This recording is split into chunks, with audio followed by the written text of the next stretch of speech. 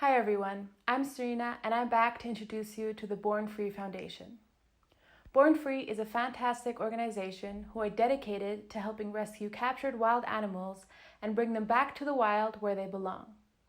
We had the pleasure of speaking with Will Travers, the executive president, who spoke about the issues surrounding wildlife extinction and the project they have chosen to be featured in our crowdfunding campaign on Indiegogo. Our primary focus when we started was animals in captivity. And so we looked at tigers in captivity, we looked at polar bears in captivity. But then, of course, people reasonably ask the question, if you're not in favour of captivity, broadly speaking, what are you in favour of? And we came up with this simple proposition. We want to see wildlife in the wild, and we want to keep wildlife in the wild. Today, it is estimated that there are 1 million species that currently face extinction in the natural world. So one of the things that we've been supporting now for 20 years as part of the Ethiopian Wolf Conservation Project, and there are only 500 left in the world.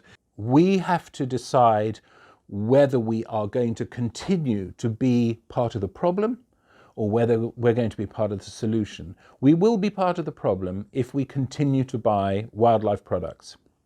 It's absolutely plain to me that if you buy ivory or if you buy timber products, if you buy that tropical hardwood toilet seat or that tropical hardwood door or timber frame, there is a possibility that you are engaging in trade that will diminish the forests of the Amazon basin, the Congo basin, and the forests of Southeast Asia. The same applies to fish species, and we have to become very aware and very conscious of the power of our own personal decision making.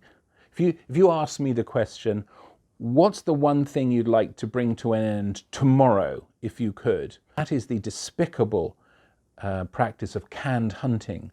And for those of you who don't know what canned hunting is, it is mainly located in South Africa, where there are up to 300 facilities where large predators, lions predominantly, are bred.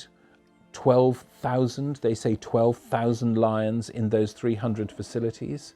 And why are they bred? Well, when they're born, they're taken away from the mum at an early age and handed over to volunteers who believe that they're looking after an orphaned lion cub. It's not orphaned. It has not been rejected by the mother. It has been taken away from her by the owners. And they raise that little orphaned lion cub. When it's a bit too big, that lion goes into what's called the Walking With program. That means not volunteers this time, but paying guests can come along and walk with this lion for an hour and pay a goodly sum to do so and have that once in a lifetime photograph. But when the lion, adolescent lion, as it is now, gets too big for that, it's moved into the final phase of its young, miserable life.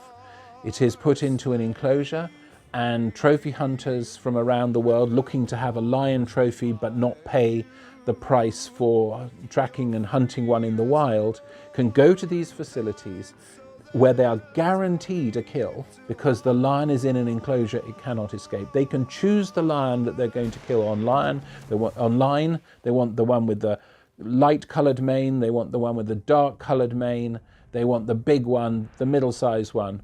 They can choose. They will pay, they will go, they will kill, and then that trophy will go back with them to their home country as a rather disturbing and warped symbol of their bravery. And what happens to the body? What happens to the rest of the lion? Well, it's stripped of its meat, and then the bones are sent to the Far East as a replacement for tigers in traditional Asian medicine. And I can confirm that that is not me speculating. That absolutely happens. In fact, it is legal in South Africa to ship 800 lion carcasses a year with a permit from South Africa to the Far East for just that purpose. So if I could have one thing that I'd like to bring to a close in very short order and as humanely as possible, it would be the end of canned hunting for good.